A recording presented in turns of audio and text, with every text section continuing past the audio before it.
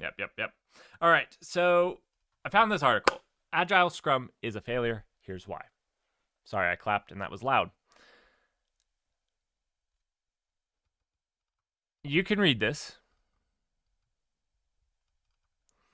I think that the reason so many people have such a bad experience with it is they forget the very first thing.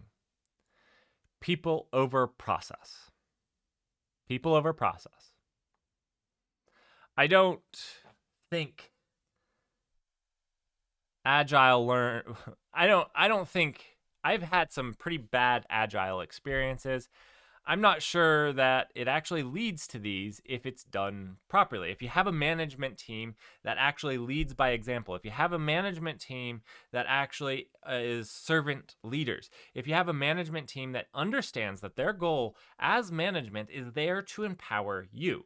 If that's your management team, you know what? I don't think it matters which process you use because they understand that it's people over process. It means that you make a process that works for your people. It means that your process is there to empower your people. It means that they understand this and it doesn't make a toxic workplace culture, sexism, racism, burnout, or micromanagement. Now, I see a lot of times people throw sexism, racism, and burnout and micromanagement on something that they don't like and or that they had a bad experience with a bad management team. It doesn't mean that it actually leads to this. Now, this doesn't mean that I'm necessarily the largest Agile Scrum fanboy. I don't know another term to use it. I'm not. But I think what people really are seeing is poor management. I think management is super important and it's super poorly done because the people that end up managing these things are usually the loudest and the most obnoxious. It's not necessarily the most servant leaderness of all of us. And really, when you take leadership, if you want to do it right, you need to take a servant leadership. Your job there is to serve everyone else and make them the best them possible. And I'm not saying that I do everything here right. As a technical leader, I don't always hit the nail on the head. It's a hard job, but it's a job you have to take seriously and from that angle. And if you don't, it's easy for all of these things to crop up. If you're just wanting a process to track your employees to say that they've been working and why, then yeah, it's going to end up failing miserably. And it's going to just be one of the worst experiences out there. Anyways, I feel like people blame Agile and Scrum way too much for bad management. It doesn't matter what style of management you use. If you have a bad manager, if you have a person that doesn't understand that their job is to serve you, then it doesn't matter. It doesn't matter whether it's agile. It doesn't matter if it's waterfall. It doesn't matter what it is. It's bound to fail and to suck.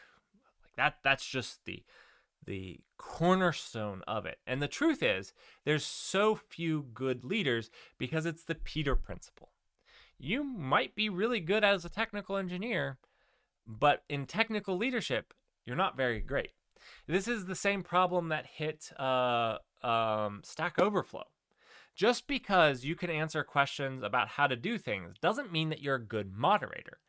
I got hated on because my stance was moderation should actually be its own thing. You should actually earn points for good moderation points. And you should earn technical points for good technical points. And just because you're good at solving out how to print a string in Python or JavaScript, because nobody in Python or JavaScript knows how to do that, so they get the most upvotes, doesn't mean that you should be moderating the community. It doesn't mean that you're good at it. It doesn't mean that you know how to serve those people, because when a good moderator is there to help the people, it's not there to banhammer the people. It's to be a public servant leader. It's to say, hey, this post could be better if you did this. And people would actually start answering it. And this is what management, technical leadership or personal leadership comes down to. As a technical leader, are you having those one-on-ones with people and mentoring the new engineers? Are you spending that time? If you're not, what are you doing? Are you taking the time to go over that PR, that code review, and explain your past trauma with doing it the way that they're doing it? If you're not doing it right. I'm very passionate about this.